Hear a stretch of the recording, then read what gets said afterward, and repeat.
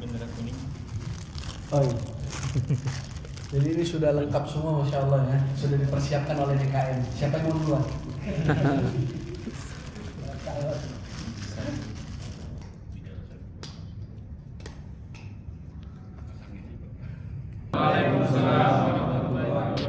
Alhamdulillah. Alhamdulillahilladzi ansha'a wa bara wa khalaqa al-ma'a wa tara wa 'abda'a kulla syai'in wa dara. لا يغيب عن بصره صغير النمل في الليل إذا سرى لا يعزب عن علمه مثقال ذرة في الأرض ولا في السماء له ما في السماوات وما في الأرض وما بينهما وما تحت الثرى وأصلي وأسلم على نبينا محمد المبعوث في أم القرى وعلى صاحبه في الغار أبي بكر بلا مراء قال الله تعالى بعد أعوذ بالله السميع العليم من الشيطان الرجيم بسم الله الرحمن الرحيم كل نفس ذائقة الموت وإنما توفون أجوركم يوم القيامة فمن زحزح عن النار وأدخل الجنة فقد فاز وما الحياة الدنيا إلا لعب ولهو. Surah Al-Azim. Alhamdulillah, segala puji tentu milik Allah Subhanahu wa taala yang pantas untuk mendapatkan pujian atas kebesarannya, kemuliaannya. Maka patutlah kita bersyukur atas nikmat Allah Azza wa Jalla pada kesempatan hari ini kita masih bisa duduk bersama, bermuajahah sekaligus bertasawufah dalam rangkaian thalabul ilmi. Ini termasuk salah satu kita menuntut ilmu. Namun kali ini insya Allah bukan teori tapi lebih ke praktek dan lebih tepatnya lagi simulasi saja karena ini nggak boleh basah-basahan ya ini maksudnya. Jadi nanti akhirnya ya segera kita menggambarkan bagaimana tata cara mengurusi jenazah. Salawat tergiring salam pada Nabi kita Muhammad SAW. Narju syafaatuhu, yang kita berharap akan syafaatnya. Mudah-mudahan dengan kita selalu membasahi lisan untuk selawat kepada beliau kelak kita mendapatkan syafaatnya. Amin ya rabbal alamin.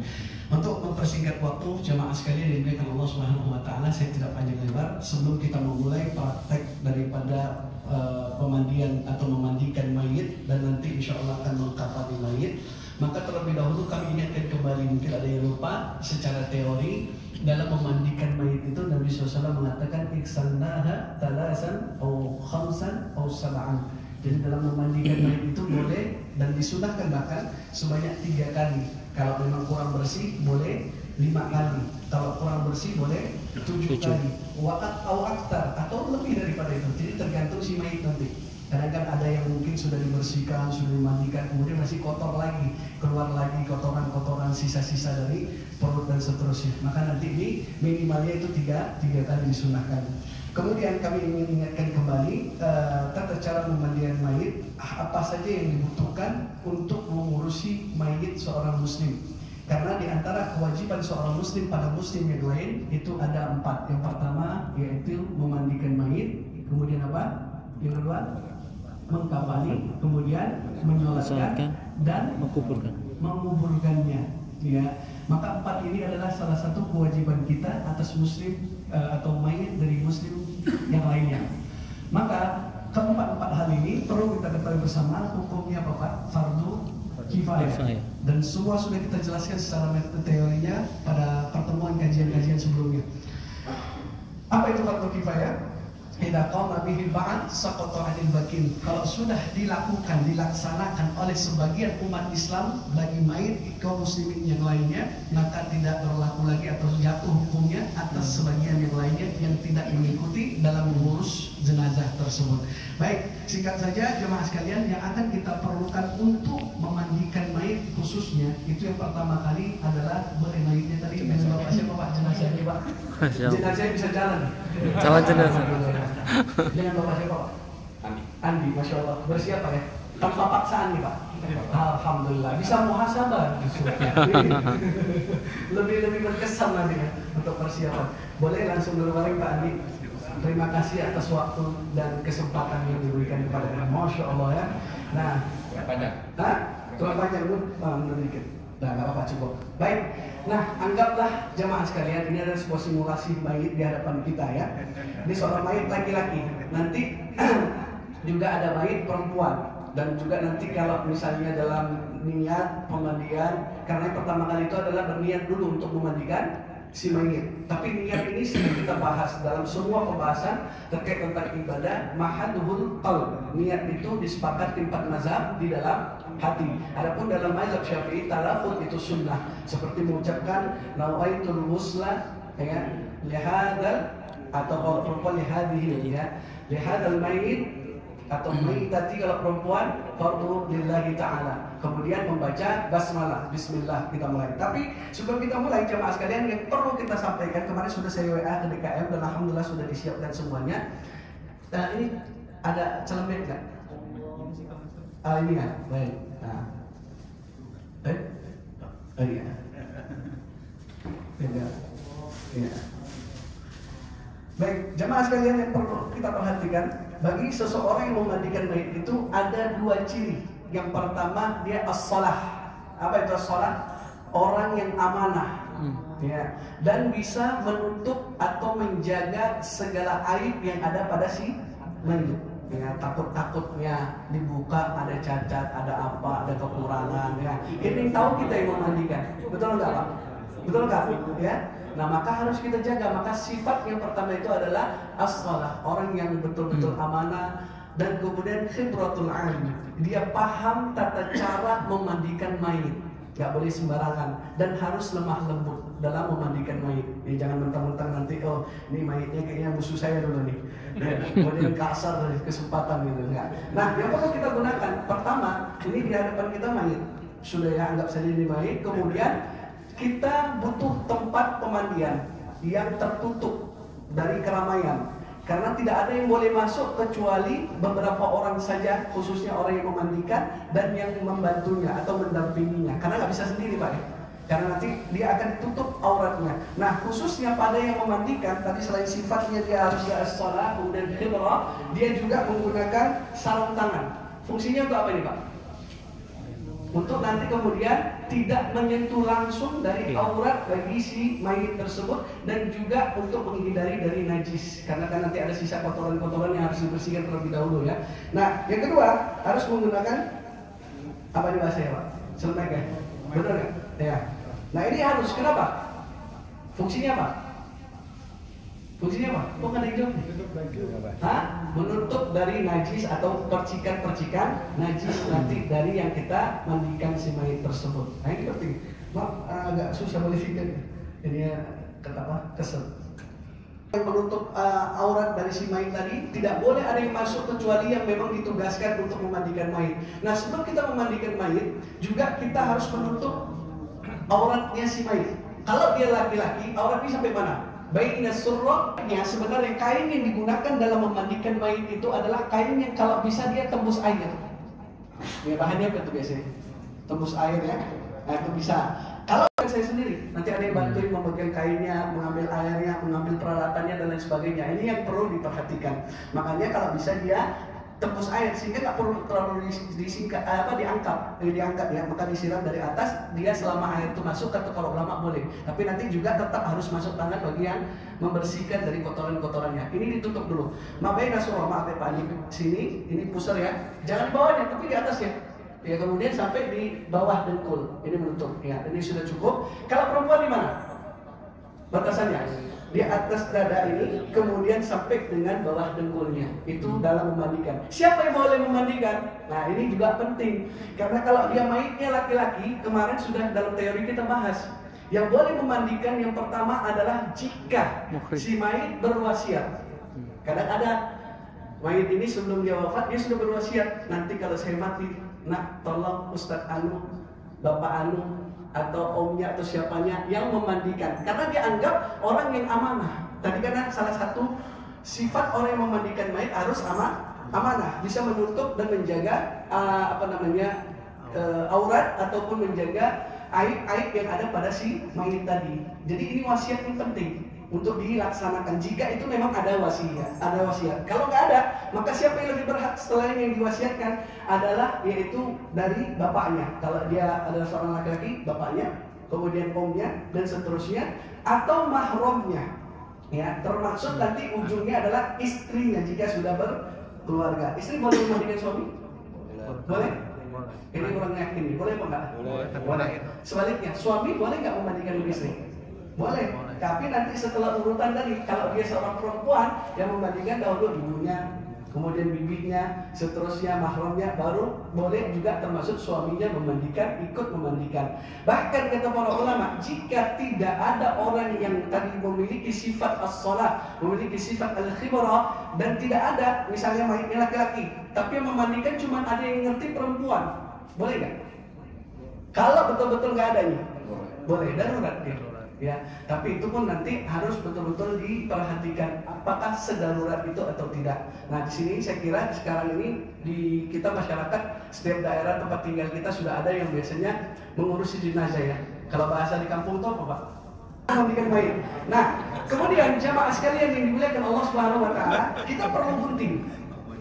Ya, kita perlu gunting. Kemarin ketika kita bahas dalam teori pertama kali tentang ahkamul janaiz, itu ketika mayit sebelum mati atau sebelum wafat, apa yang harus dilakukan? Didampingi terlebih dahulu, kemudian dibimbing untuk mengucapkan talqin. Jangan takut Pak, ini gunting saya simpan.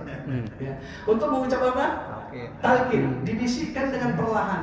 La ilaha illallah. Sampai sekali dia ucapkan sempurna, sudah jangan diulang. Karena berat bagi orang yang sakaratul maut untuk mengucapkan talqin tersebut, dan sudah sempurna, dan dia tidak berbicara apapun selain kalimat tauhid tadi, maka biarkan. Tapi terus didampingin. Ketika dia ngomong lagi mengucap sesuatu yang lain, apalagi tidak bermanfaat, bimbing lagi. Karena di situ setan sedang berperang, ya, untuk kemudian menyesatkan hamba Allah Azza wa Jalla. Nah ini penting. Jadi itu sebelum mati. Nah kalau sudah mati, apa yang harus dilakukan? Maka yang pertama kali adalah mengucapkan kalimatul istirja. Inna lillahi wa inna ilaihi raji'un. Itu yang pertama diucapkan. Kemudian apa? Ya ini menutup ya bola matanya. Kenapa harus ditutup Pak? Karena sebagian besar Nabi SAW mengatakan Inna ruha idha kubidah ya taba'uhul basar.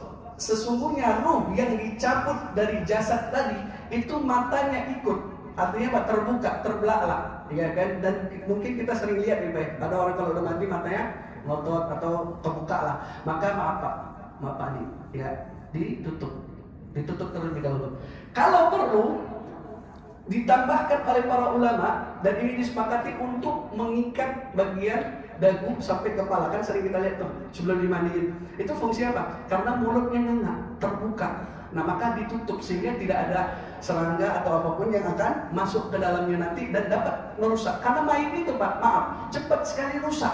Makanya kenapa diperintahkan asri'u bil janazati. Kata Nabi SAW, kalau ada jasad seorang muslim yang sudah wafat, disegerakan untuk diurusi, jangan ditunda-tunda. Inilah perintah Nabi SAW, asri'u bil janazati. Jadi disegerakan untuk diurusi. Nah kemudian diikat tadi, kemudian ditutup bola matanya, karena kemudian itu adalah sebuah perintah. Nah kemudian apa lagi yang perlu kita perhatikan jamaah sekalian yang dimuliakan Allah Subhanahu Wa Taala? Tadi kita gunting pakaiannya. Jika susah untuk melepaskan pakaian tersebut, umumnya biasanya digunting. Apalagi maaf kalau sudah kaku, itu susah. Makanya kenapa diperintahkan segera? Ada sedikit yang tadi kita lupakan, maaf. Jadi kalau si mayit ini baru wafat, itu hendaknya kita kemudian menjadikan sendi-sendinya lebih apa ya? Di bahasanya kalau ini para ulama ini diangkat kakinya Pak, diangkat, kita tekuk pelan-pelan, tapi nggak boleh kasar ya.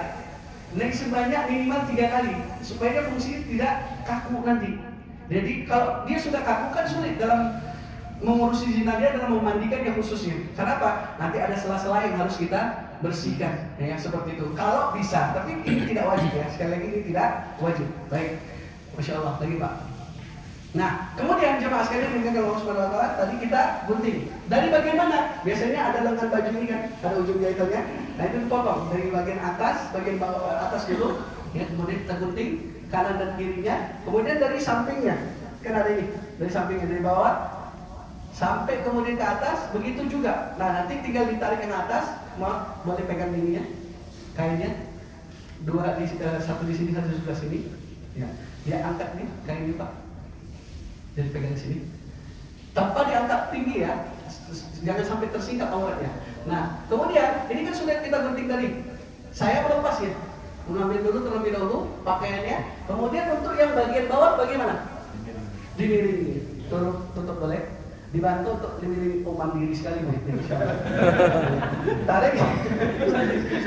Ya, alhamdulillah ditarik, kemudian sudah lepas. Dan dua orang ini sangat berfungsi untuk membantu saya dalam memandikan. Dan upayakan kain ini jangan kain yang tembus pandang, seperti kain warna putih tipis lagi. Begitu disiram air nanti kan bercak tuh. Maaf, kelihatan orangnya. Makanya dari kadang-kadang kalau bisa ada kain yang tembus tapi dia tembus air dan warnanya jangan putih ya seperti itu. Jadi supaya nggak tembus pandang bagi sang mayit dari auratnya.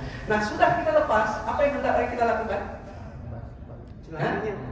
Celana ya dibuka juga, celana pokoknya anggap pakaian semua sudah ya, sudah lepas. Apa? Dibasuh air. Dibasuh air buat apa fungsinya? Membersihkan kotoran. Ya, dibersihkan boleh terlebih dahulu atau sebagai para ulama untuk membersihkan istinja dari kotoran-kotoran yang tersisa. Maaf Pak, agak di kepala yang diangkat setengah duduk. Ya, setengah duduk. Oh, enggak. Dan ini harus perlahan Pak. Ya, dengan kalau sebagai para ulama mengatakan dengan tangan kiri, tapi selama kedua-duanya pakai sarung tangan boleh kanan ataupun kiri. Kita tekan pelan-pelan. Nah, nanti boleh juga dibantu. Misalnya saya minta air, gayung mana tadi? Nah, menggunakan air ini boleh menggunakan ember dan gayung yang sudah disiapkan, ya. Aduh doain pakai gemeter kalau setengah ini. Betul juga begini kan? Iya. Baik, itu kita bantu dengan siram pelan-pelan, perlahan, baik dari dalamnya, dari bawahnya, kemudian nanti kita balik lagi kita bersihkan itu semua. Kalau masih ada bersihkan lagi semua kotoran-kotoran yang keluar, termasuk maaf, tangan kiri boleh masuk kepada kemaluan untuk membersihkannya. Atau gubul dan kubur namanya. Itu boleh dibersihkan. Kenapa? Khawatir tadi masih ada najis dan ini harus pakai sarung tangan. Mengapa tadi saya minta setiap orang yang memandikan mayit harus menggunakan alas sarung tangan. Tak boleh langsung secara dengan kulit bertemu dengan kulit tadi. Nah ini fungsinya. Kemudian dibersihkan. Setelah semua dibersihkan dan dianggap sudah najisnya sudah hilang semuanya, maka apa yang dilakukan setelah itu? Mana sudah kita bahas di teori? Belum sebelum wudu. Apa? Kepala diapain? Belum. Ya, baik tidak lagi Pak. Ya, anggap ini sudah beres tadi ya. Iya. Semua lubang-lubang dari hidung, telinga, kemudian termasuk mulut, giginya itu dibersihkan terlebih dahulu.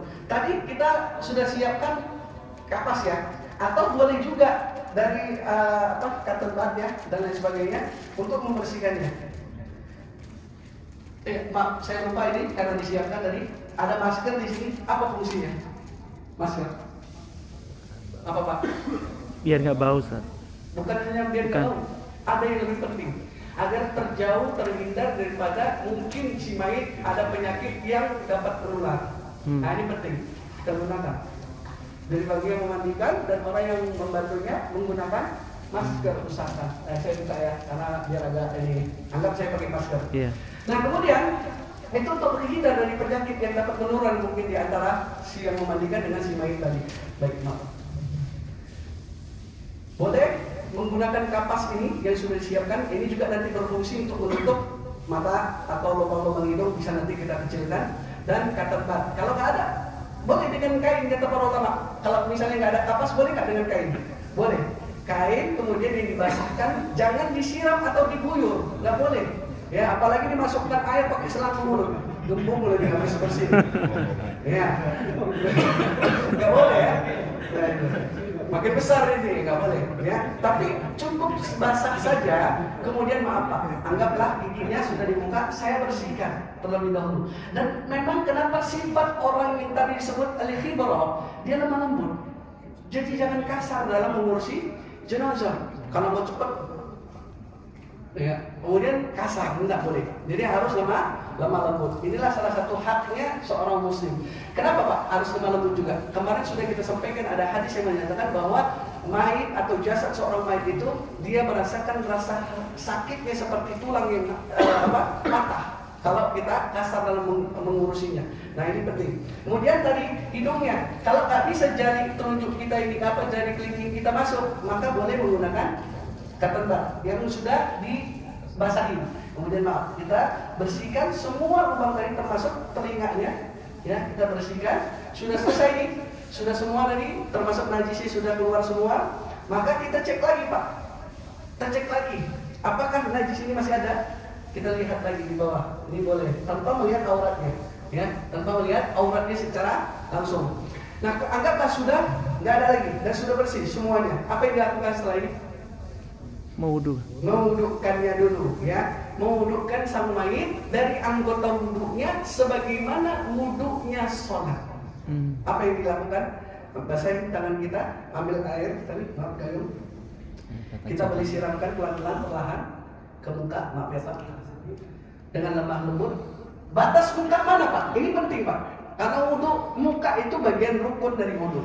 Betul? Ya. Al-Maidah ayat 6. Ya. Mana batas muka? Pernah sudah saya bahas itu. Ayo, siapa yang ingat?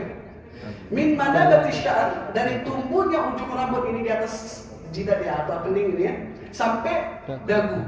Tapi sebagian para ulama pun mengatakan kalau dia laki-laki berjenggot, maka jenggotnya tetap dibasuh, dibersihkan, disirami air. Sebanyak berapa? 3 kali sunnahnya, dengan lemah lembut sampai bagian kepalanya. Sudah semua selesai. Apa setelah itu? Tangan. Ya, tangannya kita sirami juga dengan air. Dari mana? Dari mirfaq atau dari bawah jari jemarinya? Dari bawah. Dari jemari ke atas. Tapi ini memang sih sebenarnya nggak masalah. Ada juga yang dari atas ke bawah. Tapi kalau kita mengikuti cara wudhu itu dari jari sampai kepada yang siku. Karena disebutkan wa aydiyakum ilal marafiq, ya, dan tangan-tangan kalian sampai kepada siku. Nah, ini sebanyak berapa kali tadi? 3 kali. Kita bantu pelan-pelan disiramkan sampai 3 kali. Sebelah kanan. Karena sebaik-baiknya dimulai dari yang kanan, baru nanti yang sebelah kiri. Begitu juga kita sirami. Perlahan. Kalau bisa sambil kita selah-selah jari. Walaupun ini sunnah kan, namanya at-takhlil dalam wudhu. Kenapa? Takut ada bekas najis yang tadi kita bersihkan nempel di sini. Makanya kita bersihkan pelan-pelan, kita sambil lemah lembut sebanyak 3 kali. Setelah tangan apa? Apa? Setelah tangan kalau wudhu? Kepala.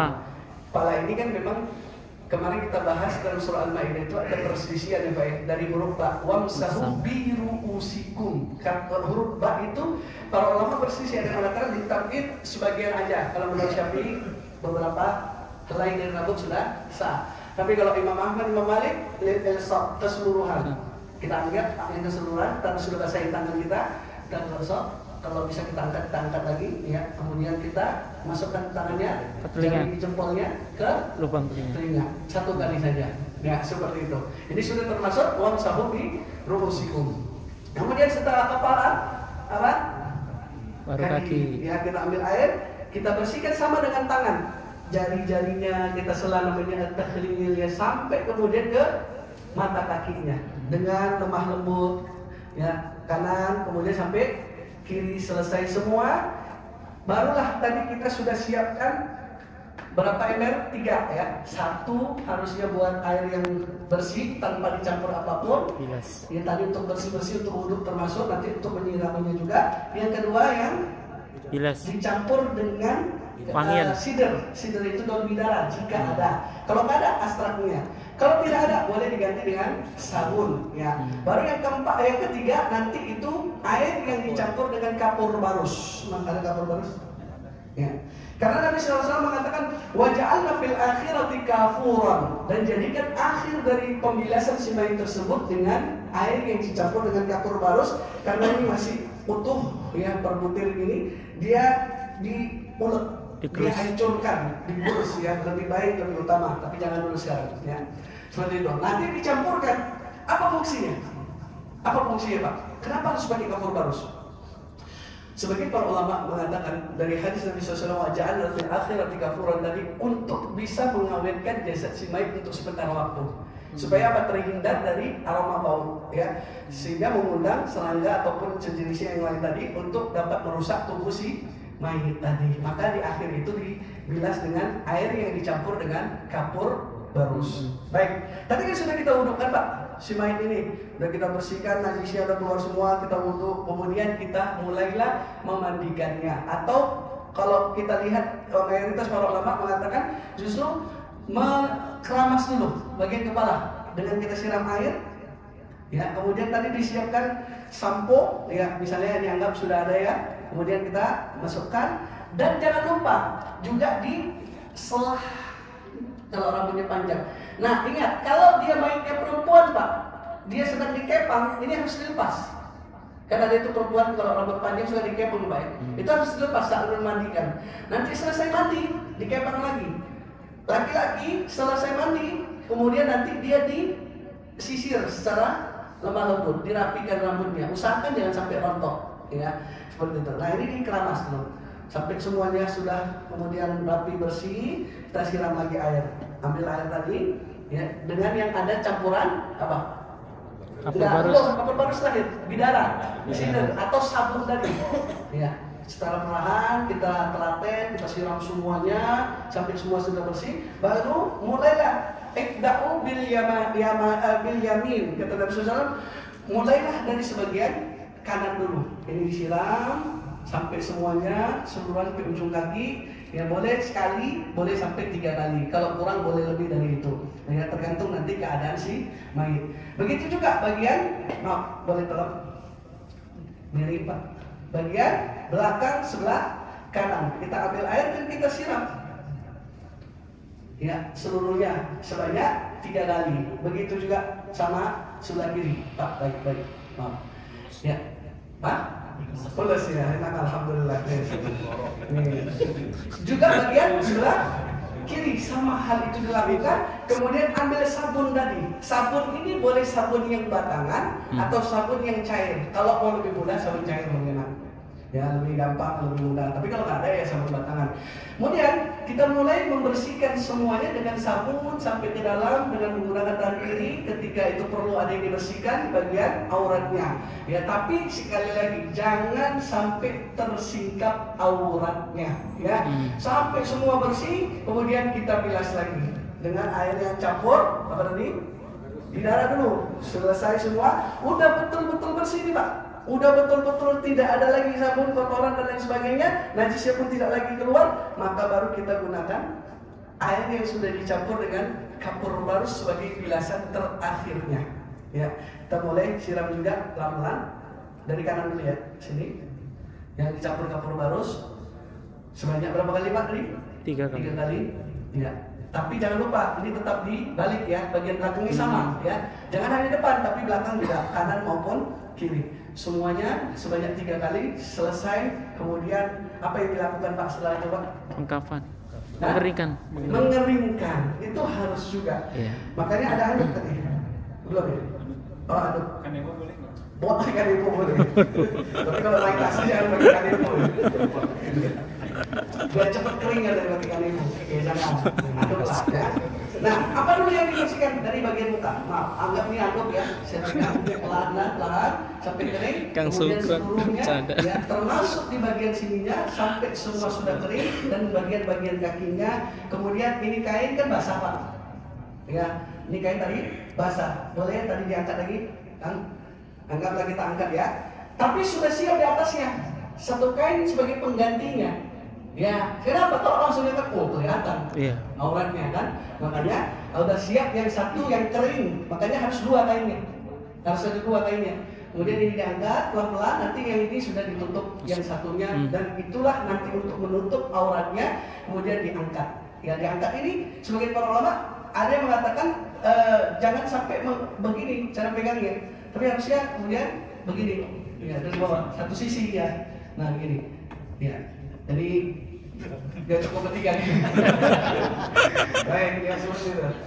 Apakah harus 3? Kalau umumnya orang 3 ya. Kalau memang dibutuhkan tenaga lagi 4 nggak apa-apa. Ada yang pegang kepalanya, bagian badannya, dengkulnya dan bagian kaki nggak apa-apa. Tergantung. Ya dari satu sisi diangkat dan itu dipindahkan kemana? Hah? Kain kafan lah, jangan langsung kubur.